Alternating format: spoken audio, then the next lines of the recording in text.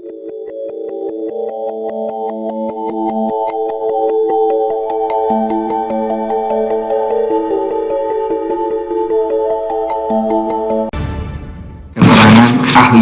Sementara kalau visum et repertum itu dia hanya disampaikan tertulis, tetapi pembuatannya bersifat pro justisia, maka di situ dia bukan sebagai alat bukti keterangan ahli, melainkan alat bukti surat. Demikian yang mulia.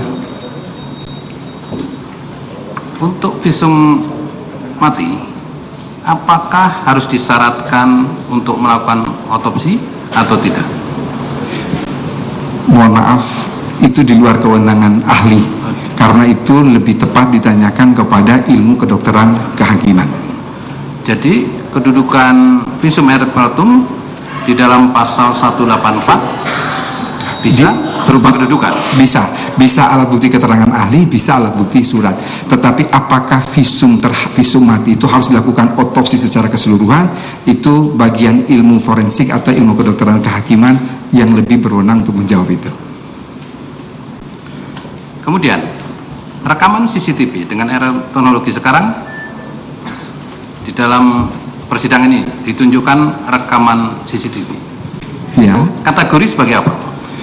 Kalau kita merujuk kepada Undang-Undang Informasi dan Transaksi Elektronik, maka dia bisa dijadikan alat bukti elektronik. Tetapi kalau kita mau dikembalikan kepada KUHP, maka sebetulnya CCTV itu dia merupakan physical evidence. Kalau toh mau dimasukkan dalam konteks 184, dia masuk pada persoalan atau pada kategori alat bukti petunjuk.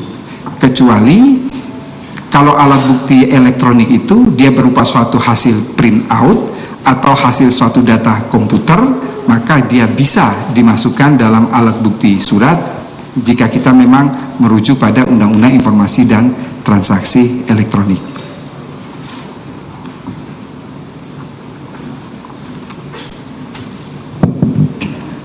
Prof, saya panggil saudara ahli. Ya, yang mulia. Rasanya agak nyaman juga kehadiran saudara ahli di sini hari ini. Berawal dari pernyataan saudara yang mengatakan ahli tidak boleh masuk kasus konkret. Karena faktanya memang dari beberapa peradilan kita lihat banyak ahli malah cenderung nafsu masuk ke kasus konkret. Malah hal-hal yang konkret, hal yang abstrak disimpulkan menjadi hal yang konkret. Ada mungkin satu dua hal yang mau saya tanyakan kepada saudara untuk lebih minta penjelasan, tapi sebelumnya hal yang bersifat umum kaitan dengan apa yang saudara sampaikan tadi, bahwasanya selama ini juga saudara sering mengikuti persidangan ini dari luar. Ini kaitannya dengan asas presumption of innocence dalam hukum acara pidana kita, juga pernyataan saudara tentang,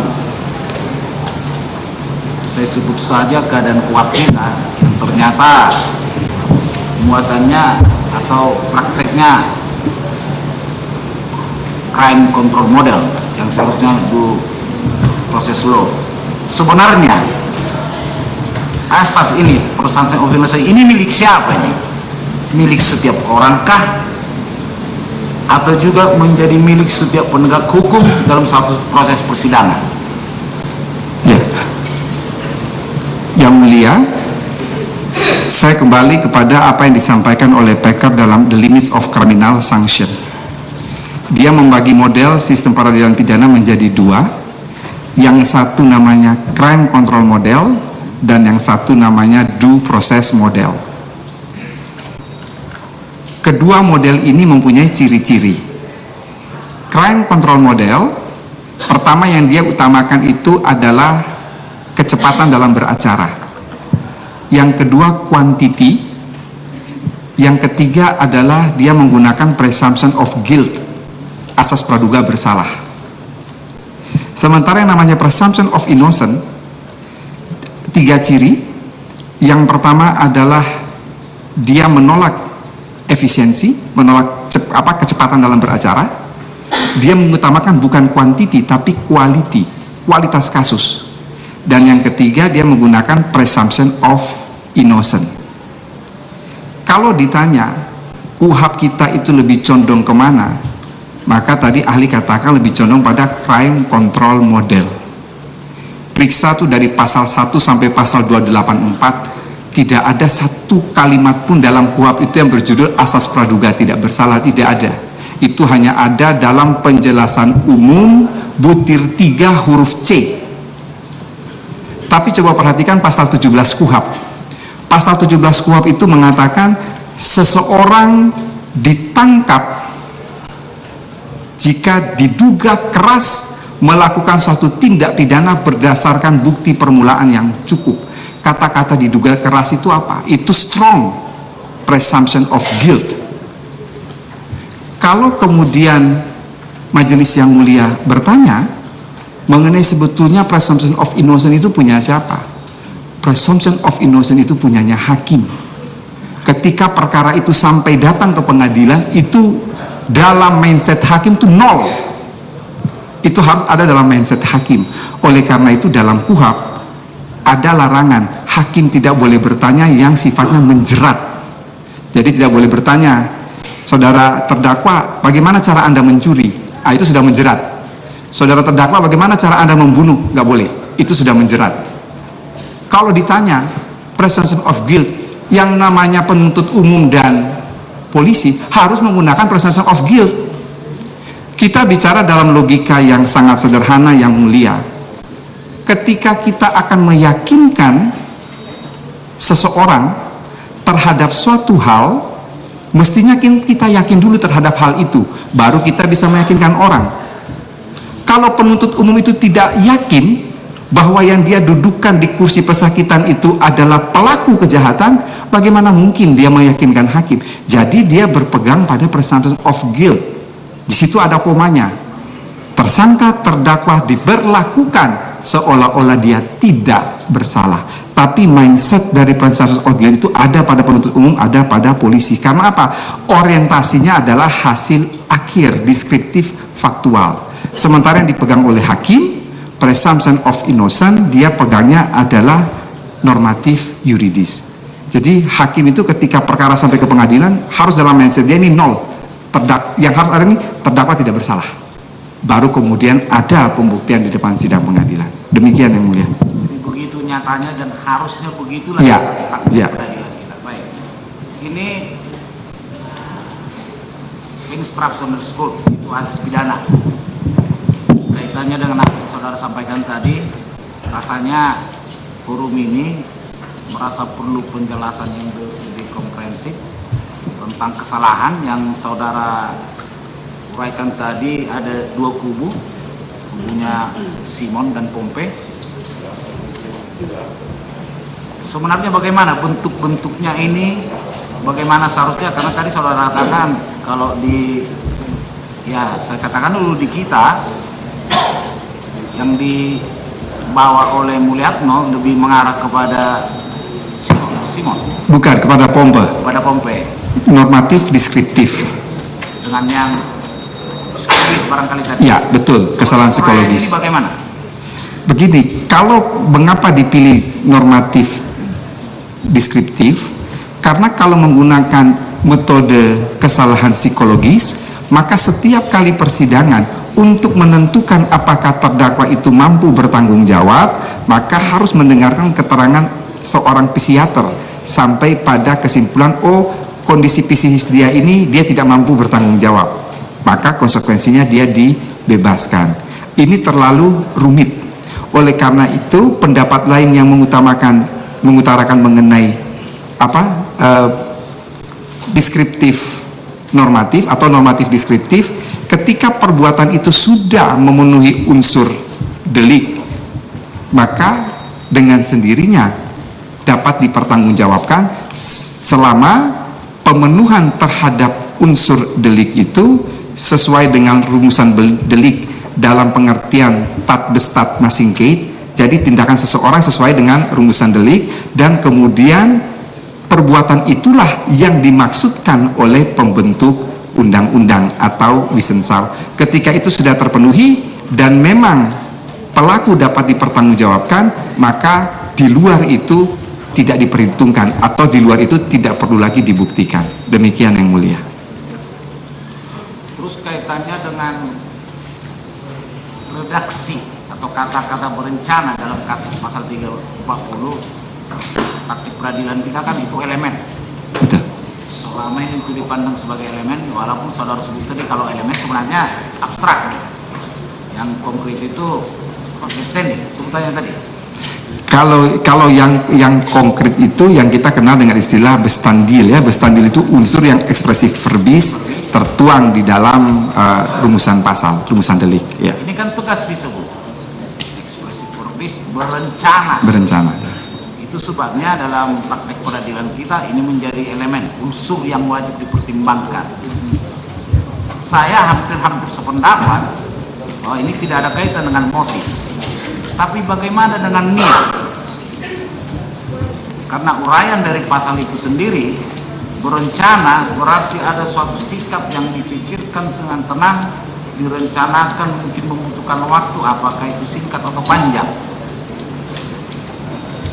Jadi sebenarnya bagaimana menurut pendapat saudara kaitan berencana dengan niat?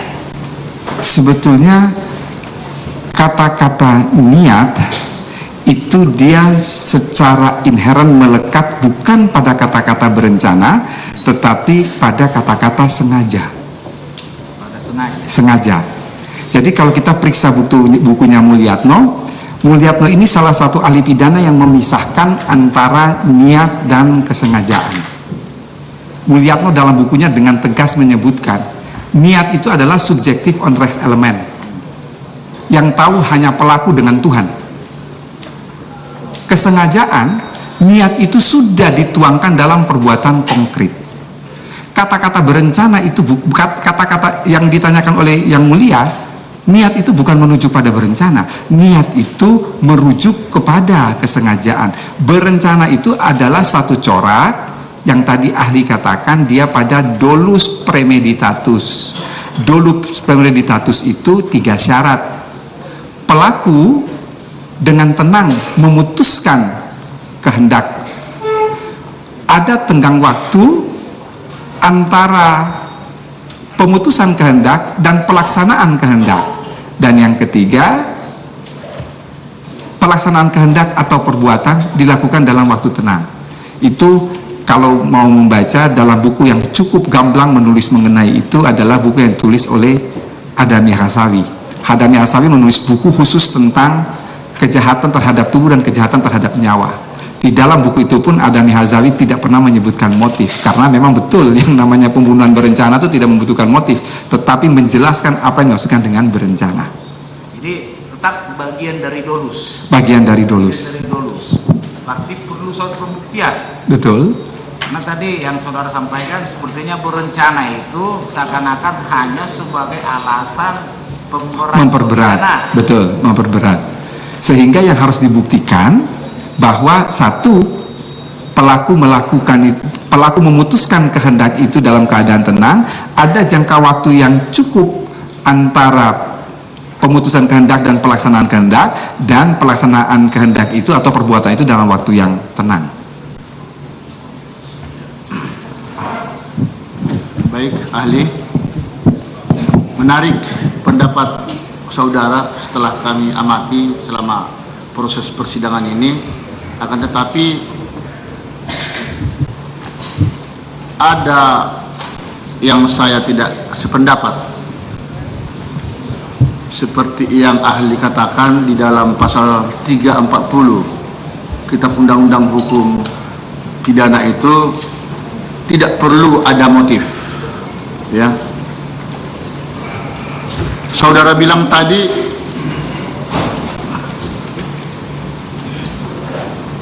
apa mungkin seorang melakukan pembunuhan tanpa rencana? Lalu saudara katakan sangat mungkin, ya kan? Kata berencana bukan motif, ini hanya untuk memberatkan. Lalu ada atau tidak ada motif tidak menutup kemungkinan seseorang menggunakan perencanaan yang matang. Bukankah sesuatu perencanaan itu tidak termasuk motif? Itu jawab dulu.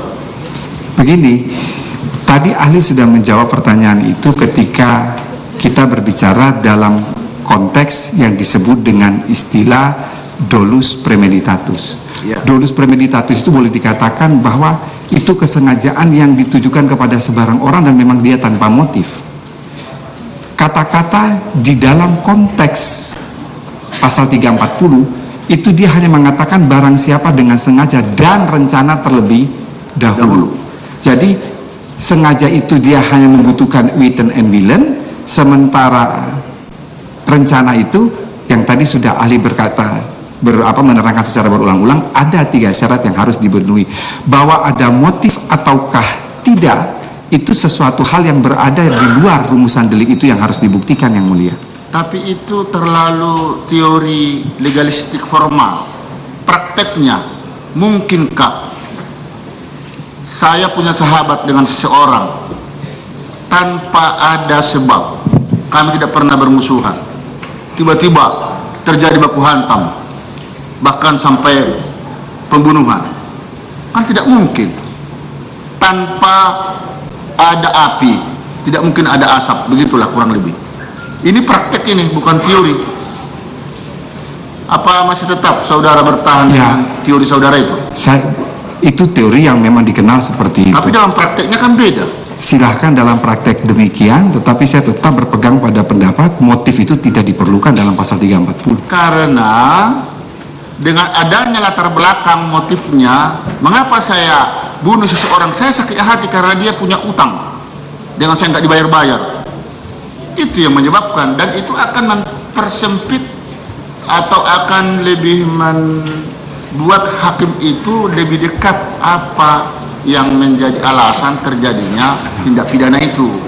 Itulah dalam praktek yang kami lakukan. Bagaimana pendapat saudara itu? Saya tetap berpendapat bahwa yang kita anut adalah deskriptif normatif. Ketika perbuatan pembunuhan itu sudah terjadi, maka tidak perlu menyelidiki apa latar belakang dia melakukan pembunuhan. Kalau toh itu mau diselidiki, maka bukan merupakan bagian dari unsur delik, tetapi sebagai yang tadi ahli sudah katakan, sebagai hal yang memperingan atau memperberat hukuman terhadap terdakwa. Demikian, Yang Mulia. Jadi motif-motif tadi bisa menjadi hal-hal yang memberatkan atau Ya, meringankan atau memberatkan. itu menurut saudara ya? Iya.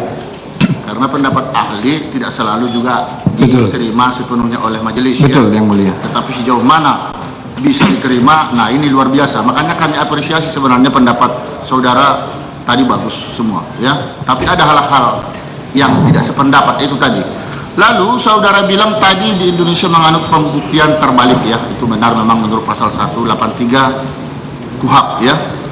2 alat bukti yang sah dan hakim yakin akan perbuatan terdakwa itu, maka disitulah hakim akan menjatuhkan Pidana. kesalahan daripada terdakwa. Jelaskan dulu sejauh mana sih keyakinan hakim di dalam menjatuhkan kesalahan si terdakwa itu, seperti yang di dalam ketentuan ini diberikan oleh undang-undang, ya, dalam kebebasannya menyatakan terdakwa itu bersalah atau tidak. Ya. Yang Mulia, dalam konteks negatif betelek pewis teori di mana hakim menjatuhkan putusan didasarkan pada minimum 2 alat bukti dan keyakinan, ini memang persoalan pembuktian yang tidak mudah. Mengapa tidak mudah? Karena ada unsur objektif dan unsur subjektif. Ya. Ketika berbicara mengenai unsur objektif, maka kita masuk pada wilayah minimum bukti. Minimum. Sementara ketika berbicara mengenai keyakinan hakim, itu tidak lain dan tidak bukan adalah hal yang sangat subjektif.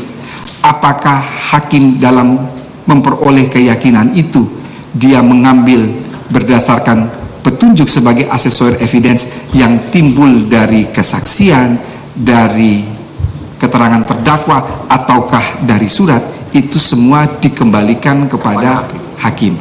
Oleh karena itu, Yang Mulia, kalau kita berbicara mengenai 5 alat bukti, tidak pernah dalam berita acara sidang itu ada, kan pasti kalau berita acara sidang ada dakwaan, kemudian pembuktian itu ada keterangan saksi, keterangan ahli, surat, keterangan terdakwa. Tidak pernah ada petunjuk. Tidak pernah kan dalam berita acara bilang petunjuk begini. Karena petunjuk itu sesuatu hal yang sangat personal dari hakim. Dan itu memang biasanya tidak diungkapkan. Ini sedikit bertanya kepada urusan pembuktian teori. Mana sih lebih kuat pembuktian teori atau pendapat daripada praktek fakta yang sesungguhnya terjadi? Maksudnya yang mulia saya... Ini kan banyak sekali nih alat-alat bukti termasuk ahli ya, pendapat-pendapatnya. Sementara ada juga alat bukti saksi fakta. Menurut saudara mana yang lebih kuat pembuktiannya itu? Begini, di dalam konteks teori pembuktian, tadi ahli katakan ada yang dikenal dengan istilah probative evidence. Ya. Probative evidence itu fakta-fakta dari suatu peristiwa hukum yang kemudian menjadi perbuatan pidana, Ya. sepanjang fakta-fakta itu bersesuaian antara satu dengan yang lain, maka dia mempunyai kekuatan pembuktian yang sama. Jadi kita juga mengenal di dalam teori pembuktian yang namanya corroborating evidence. Corroborating evidence itu adalah bukti yang satu memperkuat bukti yang lain, atau fakta memperkuat bukti yang satu, atau bukti yang satu memperkuat fakta yang ada.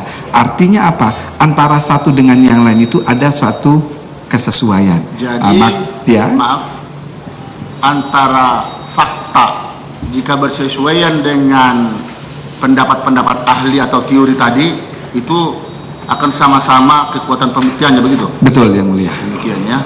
Baik. Kalau begitu menurut ahli mana lebih dahulu timbul praktek daripada teori? Kalau itu kita berbicara itu sama pertanyaan dengan ayam atau telur yang lebih dulu. Jadi kalau kita bicara soal teori, jadi kalau kita teori itu digambar seperti limas, di bawah itu ada fenomena-fenomena.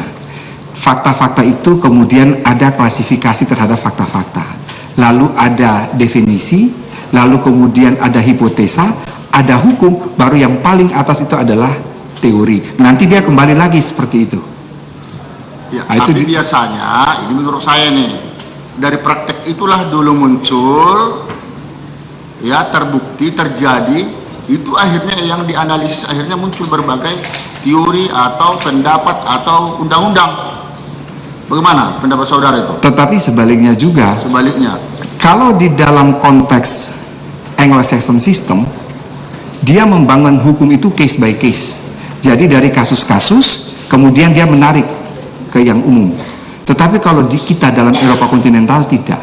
Dalam Eropa kontinental itu ada hukum positif, kemudian hakim mengkonkretkan atau mengkonstatasi hukum positif itu ke dalam suatu peristiwa konkret yang bersifat khusus. Kalau kita dalam Eropa kontinental sistem, dia berbicara bukan persoalan fakta-fakta dulu lalu kemudian ditarik menjadi suatu teori, tetapi sebaliknya. Jadi dia berpikir dari hal yang bersifat umum itu dia konstatasi kepada hal yang khusus. Baik, itu hanya untuk menambah wawasan ya.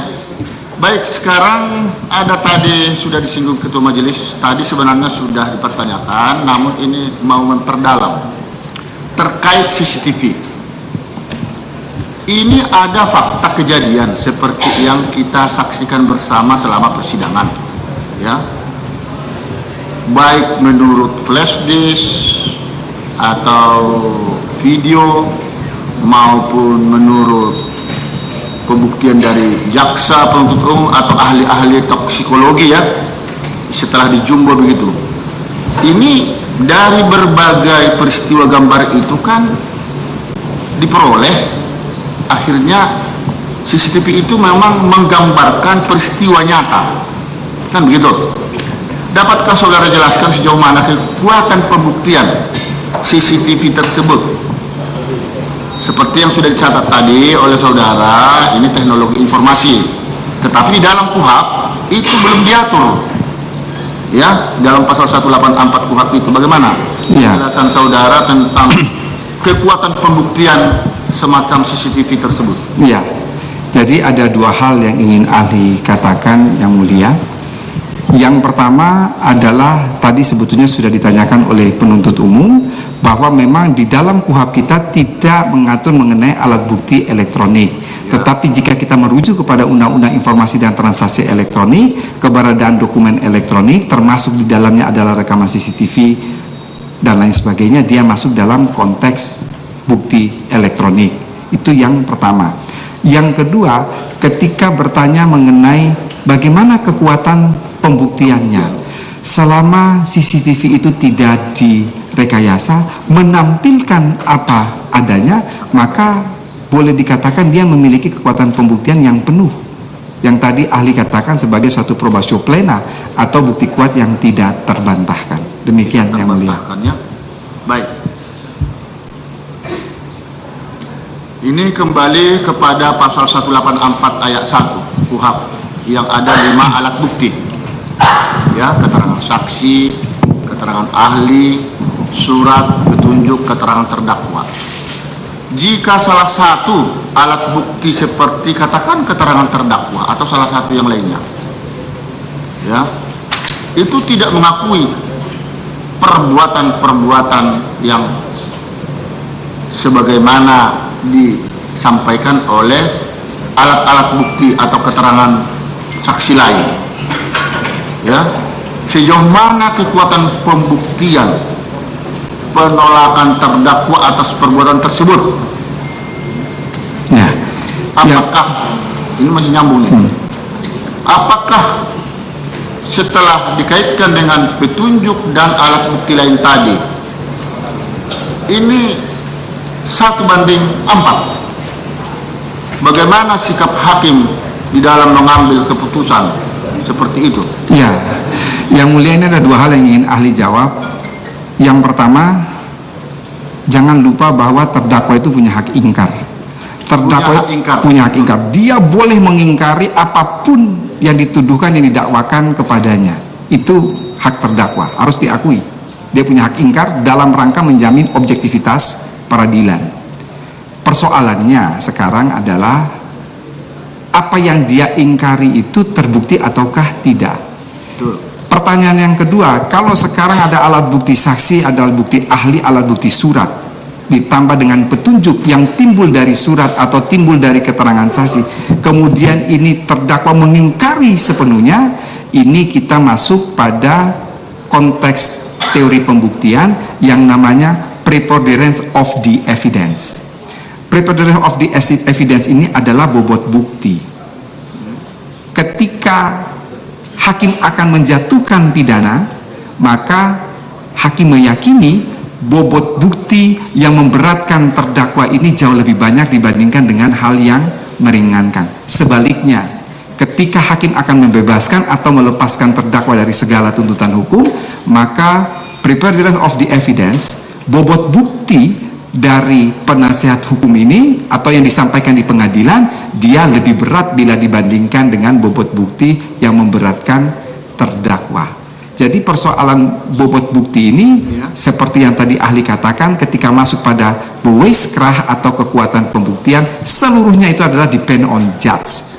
Semuanya tergantung kepada hakim. Tetapi bisa dilihat bahwa kalau yang lebih banyak itu mestinya yang kemudian mendasari putusan pengadilan. Demikian yang mulia. Baik.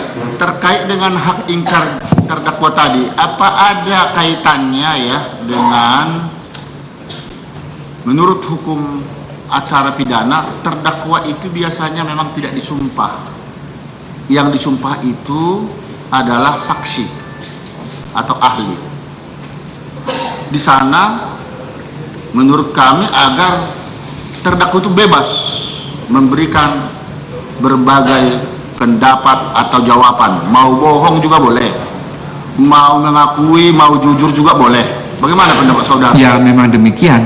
Karena terdakwa mempunyai hak ingkar, ya, maka dia tidak boleh disumpah. Kalau dia disumpah kemudian terbukti bohong, maka dia kena kena sumpah palsu, juga kena perbuatan yang didakwakan oleh penuntut umum. Sehingga memang konsekuensinya terdakwa itu tidak boleh disumpah. Nah, kalau memang menurut yakin apa yang dia bantah ingkar tadi ya tidak sesuai seperti yang sudah saudara jelaskan tadi, penolakan-penolakan itu tidak punya argumentasi, tidak mendapat dukungan dari berbagai alat bukti lain, itu bisakah hakim akhirnya menjadikan itu penilaian atau pertimbangan menjadi hal-hal yang memberatkan? Ya, biasanya seperti itu. Jadi dianggap terdakwa tidak berbelit-belit dan sebagainya, dianggap sebagai hal yang memberatkan. Tetapi juga yang ingin yang ingin ahli katakan, ya, ketika berbicara soal bobot bukti ini, di situ seluruhnya dikembalikan kepada hakim untuk melihat apakah kesesuaian antara bukti-bukti yang satu dengan bukti-bukti yang lain, dia sesuai ataukah tidak, atau dengan apa yang disampaikan oleh terdakwa dalam alat bukti keterangan terdakwa. Demikian yang mulia. Ya. Nah, sekarang mengenai, karena di dalam BAP dan kita baca disinggung mengenai pasal 340 ya KUHP, ini ingin kita perdalam kembali. Di sana ada unsur sengaja, apakah ini dalam praktek nih? Kami sudah mendengar tadi penjelasan saudara di dalam teori demi teori, ya. Apakah dengan sengaja ini sama artinya dengan maksud atau keinginan atau kehendak untuk melaksanakan sesuatu, ada niat, ada rencana untuk melukai seseorang? Begitukah maksudnya dengan sengaja di sini? Jadi begini yang mulia, di dalam buku prinsip-prinsip hukum pidana ini ahli tulis secara gamblang mengenai perumusan kesengajaan dalam suatu pasal. Ada kalanya bentuk kesalahan berupa kesengajaan ini dijelaskan secara ekspresif verbis. Ya. Pasal 338, pasal 340 dia secara ekspresif verbis menulis di situ kata-kata dengan sengaja. Ada kalanya kata-kata dengan sengaja itu tidak ditulis. Contohnya pasal 351 tentang penganiayaan, tidak ada di situ kata-kata dengan sengaja. Dia langsung mendefinisikan penganiayaan bla bla bla bla bla. Tidak ada satupun kata tentang sengaja di situ. Lalu pertanyaan lebih lanjut yang mulia, Ya. bagaimana kalau suatu pasal itu dia tidak menyebutkan bentuk kesalahan? Di sini Simons menggunakan suatu doktrin yang itu diikuti oleh seluruh ahli hukum pidana, bahwa jika suatu pasal tidak menyebutkan bentuk kesalahan, maka pasal itu harus diartikan sebagai kesengajaan. Lalu apa bedanya antara rumusan delik yang secara tegas menyebutkan barang siapa dengan sengaja dan rumusan delik yang tidak menyebutkan kata-kata dengan sengaja? Bedanya itu ada pada lapangan penuntutan. Ketika ada kata-kata dengan sengaja, maka penuntut umum hukumnya wajib untuk membuktikan kesengajaan itu. Tetapi kalau tidak ada kata-kata dengan sengaja, maka penuntut umum tidak perlu membuktikan adanya kesengajaan.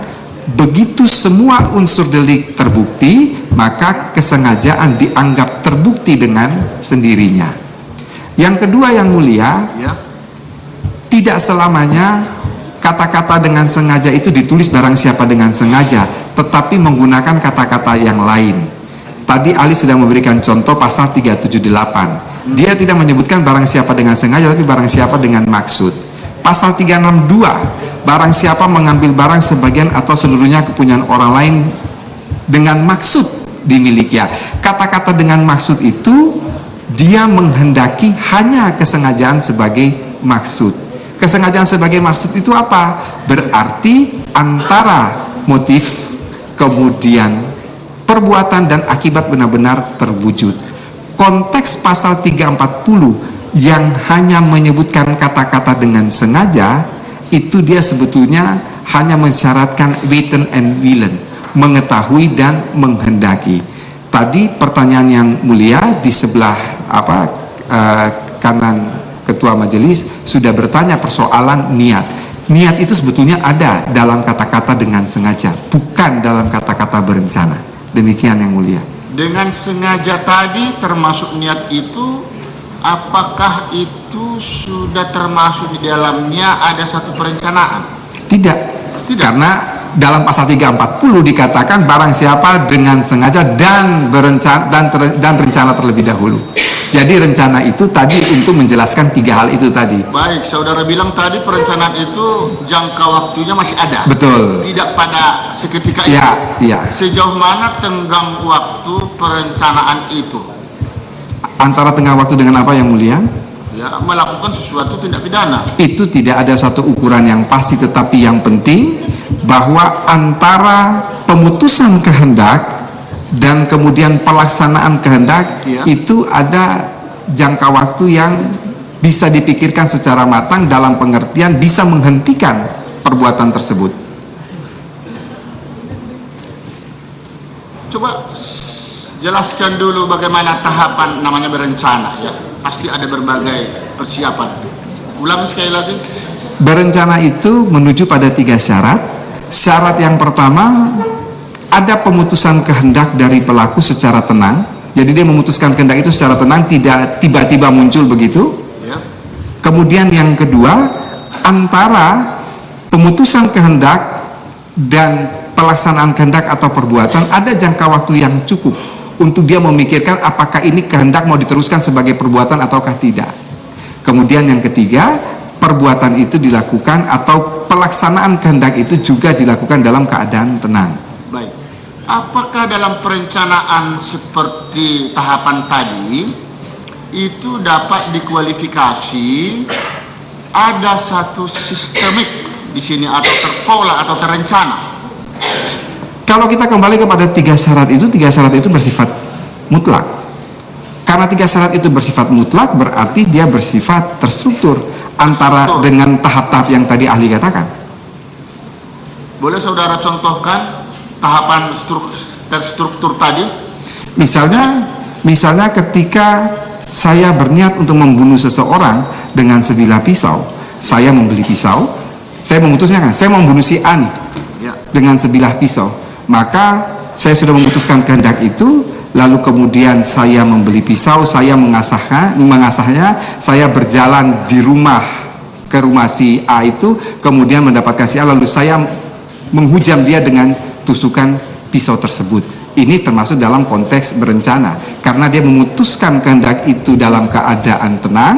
Kemudian yang kedua, ada jangka waktu yang bisa untuk dia menghentikan perbuatan itu, dan yang ketiga, dia melakukan itu juga pun dalam keadaan tenang. Demikian yang mulia. Gitu ya. Ya, ini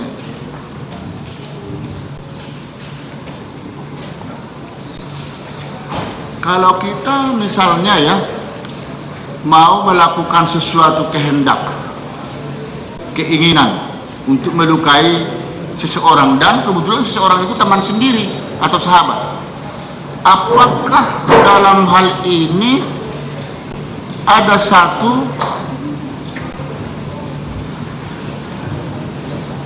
maksudnya begini, apakah sampai hati orang itu melakukan sesuatu itu kehendak tadi seharusnya menyuruh orang lain dong?